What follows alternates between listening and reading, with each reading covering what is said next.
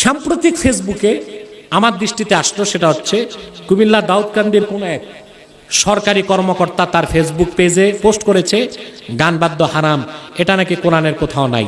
যারা হাদিস ও মাযহাবের দোহাই দিয়ে গান বাদ্যকে হারাম বলে, কোরআনের কোন সূরার কোন আয়াতে গান বাদ্যকে হারাম করা হয়েছে তাদের কাছে উনি জানতে চান। সরকারি কর্মকর্তা, এই লোক সারা জীবন পড়ছে কি? স্কুল থেকে শুরু হয়েছে তার শিক্ষা সুদ আর ঘুষ। কিভাবে? অঙ্ক পাটিগণিতে করছেন না আপনারা? পাটিগণিতে কি ছিল যে কলিমুদ্দিন সলিমুদ্দিনের কাছে 10 টাকা হারে 100 টাকা ঋণ নিল, সুদে আসলে 3 বছর পর কত দিবে?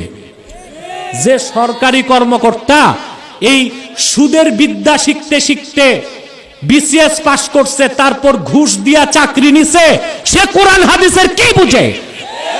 বরং কোরআন হাদিস থেকে ফতোয়া দেবার অপরাধে ওই সরকারি কর্মকর্তাকে দররা মারা দরকার। কোরআন কারীমের কোথায় গানকে হারাম করা হয়েছে সে পায় নাই। সূরা লোকমানে আল্লাহ বলেছেন, ওমিনান নাসি মাইয়াশতারি লাহওয়াল হাদিস লিয়ুদিল্লা আন সাবিলিল্লাহি বিগাইরি ইলম ওয়া ইয়াত্তাখিযাহা হুজওয়া। এই আয়াতের ব্যাখ্যায় 27 জন মুফাসসির একমত।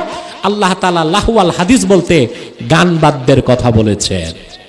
অথবা গান বাদ্য হারাম, গান বাদ্য হারাম কোরআন কারীমের সুস্পষ্ট আয়াত দিয়েই প্রমাণিত এবং অসংখ্য সহিহ হাদিস দিয়ে তা প্রমাণিত।